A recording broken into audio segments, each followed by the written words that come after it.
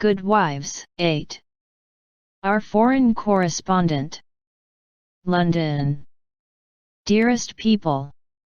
Here I really sit at a front window of the Bath Hotel, Piccadilly. It's not a fashionable place, but Uncle stopped here years ago, and won't go anywhere else. However, we don't mean to stay long, so it's no great matter. Oh, I can't begin to tell you how I enjoy it all. I never can, so I'll only give you bits out of my notebook, for I've done nothing but sketch and scribble since I started. I sent a line from Halifax, when I felt pretty miserable, but after that I got on delightfully, seldom ill, on deck all day, with plenty of pleasant people to amuse me. Everyone was very kind to me, especially the officers. Don't laugh, Joe. Gentlemen really are very necessary aboard ship, to hold on to, or to wait upon one, and as they have nothing to do, it's a mercy to make them useful, otherwise they would smoke themselves to death, I'm afraid.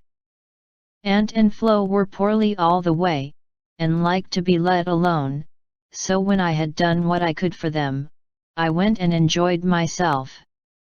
Such walks on deck, such sunsets, such splendid air and waves. It was almost as exciting as riding a fast horse, when we went rushing on so grandly. I wish Beth could have come, it would have done her so much good.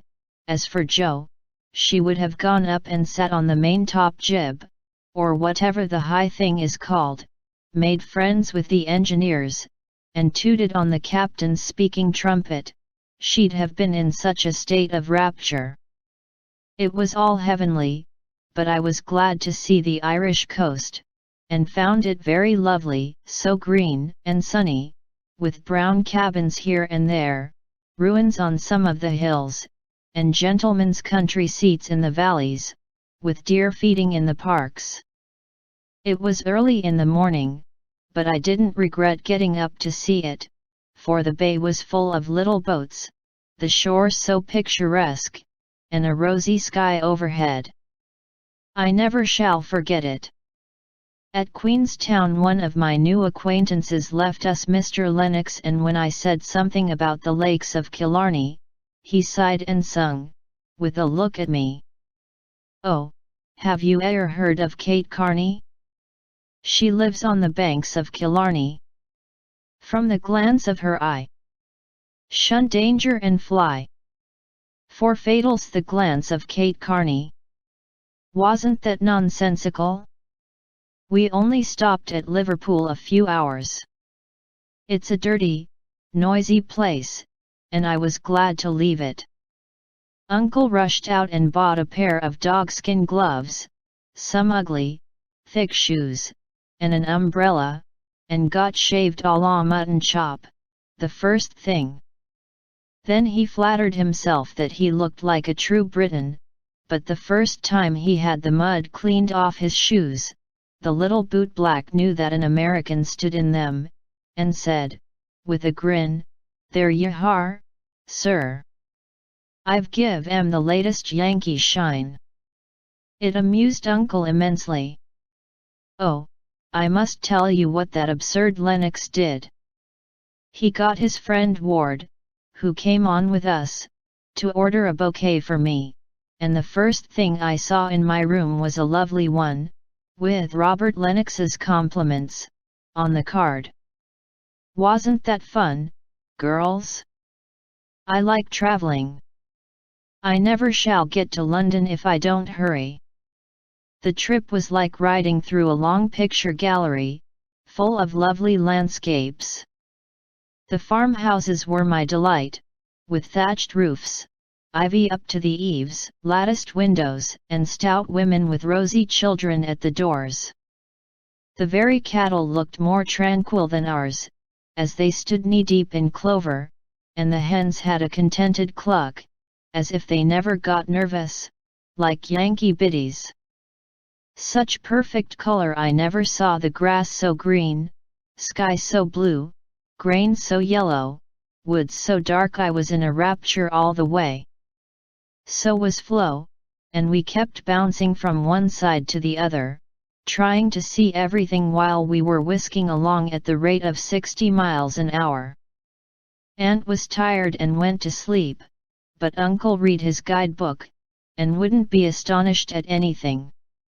This is the way we went on, Amy, flying up. Oh, that must be Kenilworth, that grey place among the trees. Flo, darting to my window. How sweet! We must go there sometime, won't we, Papa? Uncle, calmly admiring his boots. No, my dear, not unless you want beer, that's a brewery. A pause, then Flo cried out, bless me, there's a gallows and a man going up. Where? Shrieks Amy, staring out at two tall posts with a crossbeam and some dangling chains. A colliery, remarks Uncle, with a twinkle of the eye.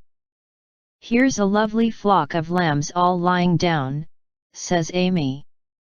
See, Papa, aren't they pretty? Added Flo sentimentally. Geese, young ladies, returns Uncle, in a tone that keeps us quiet till Flo settles down to enjoy the flirtations of Captain Cavendish, and I have the scenery all to myself. Of course it rained when we got to London, and there was nothing to be seen but fog and umbrellas. We rested, unpacked, and shopped a little between the showers. Aunt Mary got me some new things, for I came off in such a hurry I wasn't half ready. A white hat and blue feather, a muslin dress to match, and the loveliest mantle you ever saw. Shopping in Regent Street is perfectly splendid, things seem so cheap. Nice ribbons only 6pence a yard. I laid in a stock, but shall get my gloves in Paris. Doesn't that sound sort of elegant and rich? Flo and I, for the fun of it, ordered a hansom cab while Aunt and Uncle were out, and went for a drive, though we learned afterward that it wasn't the thing for young ladies to ride in them alone. It was so droll. For when we were shut in by the wooden apron, the man drove so fast that Flo was frightened, and told me to stop him. But he was up outside behind somewhere, and I couldn't get at him. He didn't hear me call, nor see me flap my parasol in front, and there we were, quite helpless, rattling away, and whirling around corners at a breakneck pace. At last, in my despair, I saw a little door in the roof, and on poking it open, a red eye appeared, and a beery voice said, "Now then, Mum." I gave my order as soberly as I could, and slamming down the door, with an "I, Mum," the man made his horse walk, as if going to a funeral. I poked again, and said, "A little faster," then off he went, helter-skelter, as before, and we resigned ourselves to our fate. Today was fair and we went to Hyde Park, close by, for we are more aristocratic than we look. The Duke of Devonshire lives near. I often see his footman lounging at the back gate, and the Duke of Wellington's house is not far off. Such sights as I saw, my dear! It was as good as punch, for there were fat dowagers rolling about in their red and yellow coaches, with gorgeous chemises and silk stockings and velvet coats, up behind, and powdered coachmen in front. Smart maids, with the rosiest children I ever saw, handsome girls, looking half asleep, dandies, in queer English hats and lavender kids, lounging about, and tall soldiers, in short red jackets and muffin caps stuck on one side, looking so funny I longed to sketch them. Rotten Row means Route de Roi, or the King's Way, but now it's more like a riding school than anything else. The horses are splendid, and the men, especially the grooms, ride well, but the women are stiff, and bounce, which isn't according to our rules. I longed to show them a tearing American gallop, for they trotted solemnly up and down, in their scant habits and high hats, looking like the women in a toy Noah's Ark. Every one rides, old men, stout ladies, little children, and the young folks do a deal of flirting here. I saw a pair exchange rosebuds, for it's the thing to wear one in the buttonhole, and I thought it rather a nice little idea.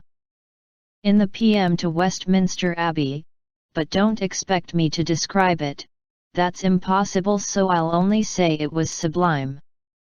This evening we are going to see Fector, which will be an appropriate end to the happiest day of my life. Midnight. It's very late, but I can't let my letter go in the morning without telling you what happened last evening. Who do you think came in, as we were at tea? Laurie's English friends, Fred and Frank Vaughan. I was so surprised, for I shouldn't have known them but for the cards.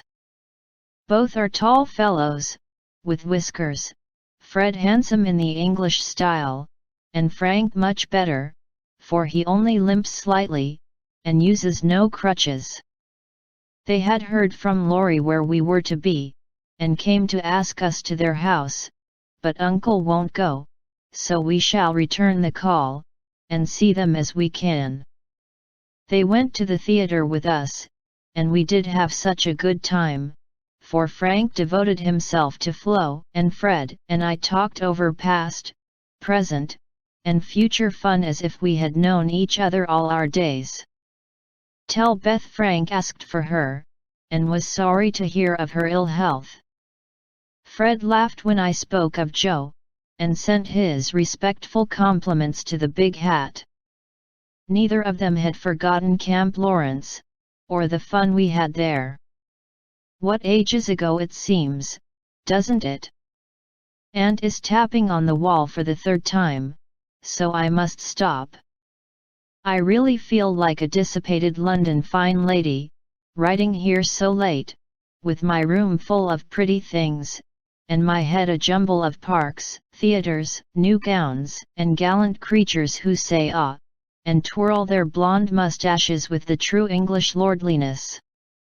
I long to see you all, and in spite of my nonsense am, as ever, your loving Amy.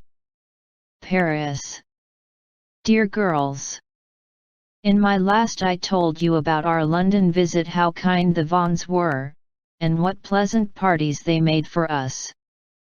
I enjoyed the trips to Hampton Court and the Kensington Museum more than anything else, for at Hampton I saw Raphael's cartoons, and, at the museum, rooms full of pictures by Turner, Lawrence, Reynolds, Hogarth, and the other great creatures. The day in Richmond Park was charming, for we had a regular English picnic, and I had more splendid oaks and groups of deer than I could copy, also heard a nightingale, and saw larks go up. We did London to our heart's content, thanks to Fred and Frank, and were sorry to go away, for, though English people are slow to take you in, when they once make up their minds to do it they cannot be outdone in hospitality, I think.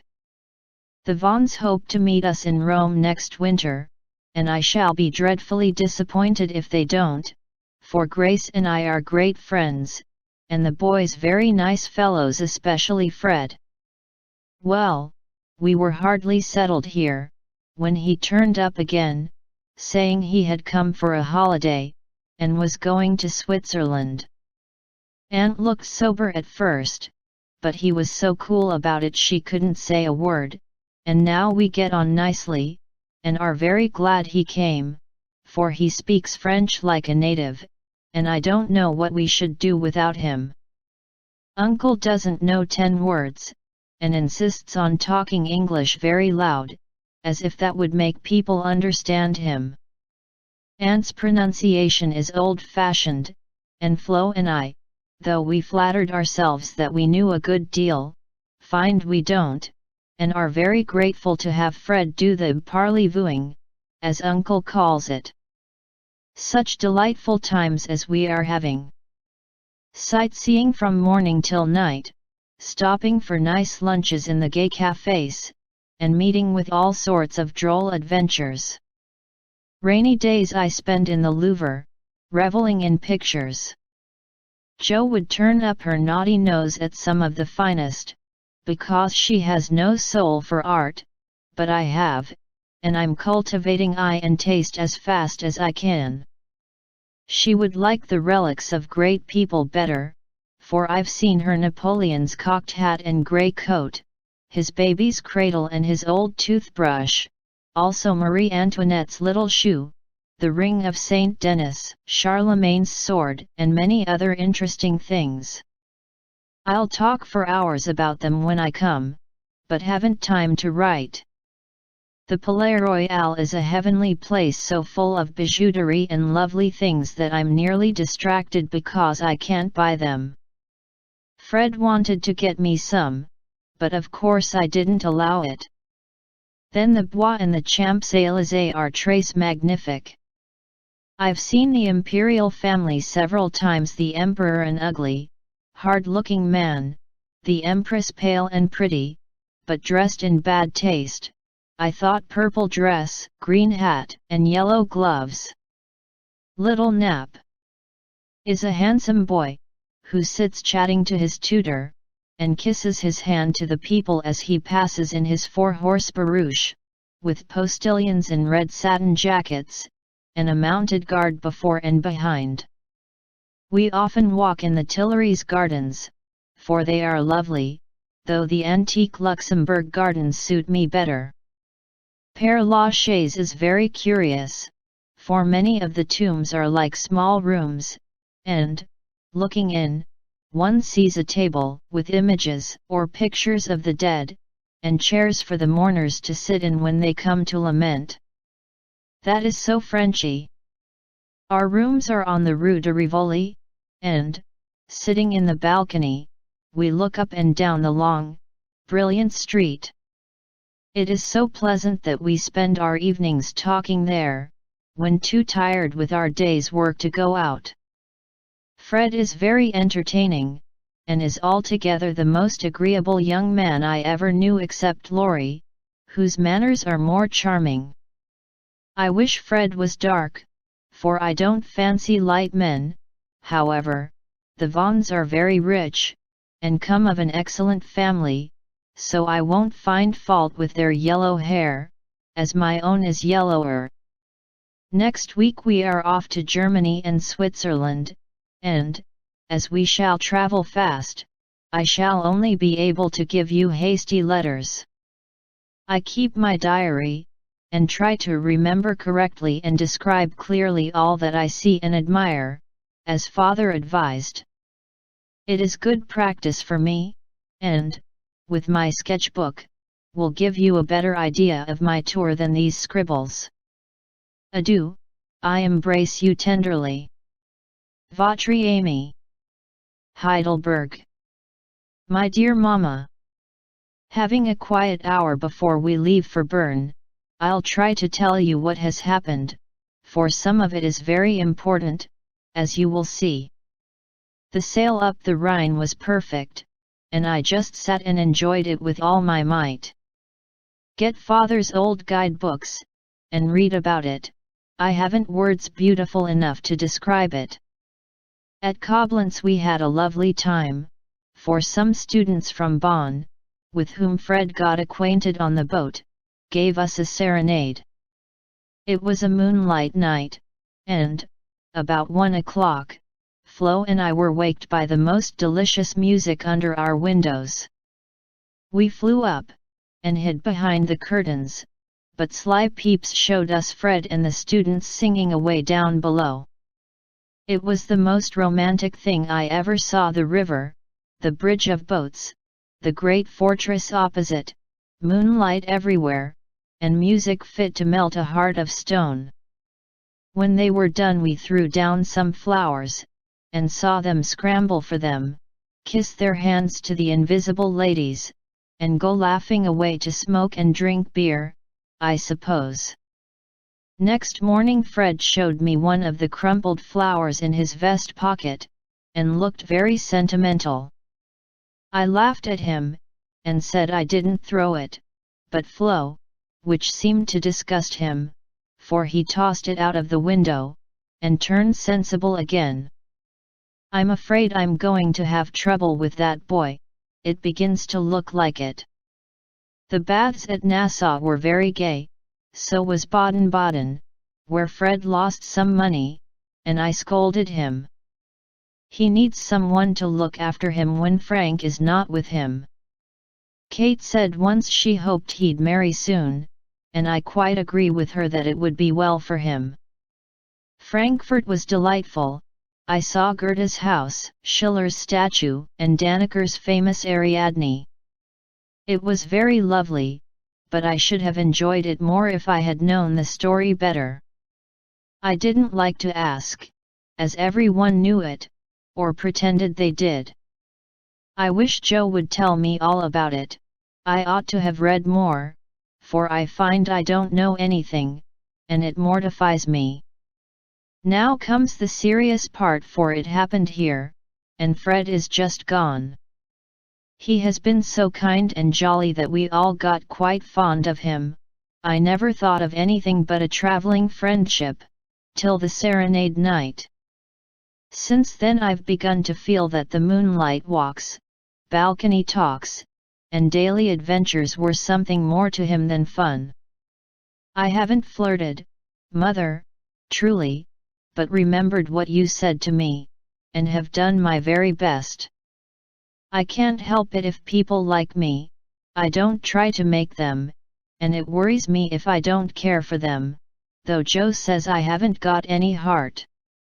Now I know Mother will shake her head, and the girls say, "Oh, the mercenary little wretch," but I've made up my mind, and, if Fred asks me, I shall accept him, though I'm not madly in love. I like him, and we get on comfortably together. He is handsome, young, clever enough, and very rich, ever so much richer than the Lawrences. I don't think his family would object, and I should be very happy, for they are all kind, well-bred, generous people, and they like me. Fred, as the eldest twin, will have the estate, I suppose, and such a splendid one as it is. A city house in a fashionable street, not so showy as our big houses, but twice as comfortable, and full of solid luxury, such as English people believe in. I like it, for it's genuine. I've seen the plate, the family jewels, the old servants, and pictures of the country place, with its park, great house, lovely grounds, and fine horses. Oh, it would be all I should ask. And I'd rather have it than any title such as girls snap up so readily, and find nothing behind. I may be mercenary, but I hate poverty, and don't mean to bear it a minute longer than I can help. One of us must marry well. Meg didn't, Joe won't, Beth can't yet, so I shall, and make everything cozy all round. I wouldn't marry a man I hated or despised. You may be sure of that, and, though Fred is not my model hero, he does very well, and, in time, I should get fond enough of him if he was very fond of me, and let me do just as I liked. So I've been turning the matter over in my mind the last week, for it was impossible to help seeing that Fred liked me.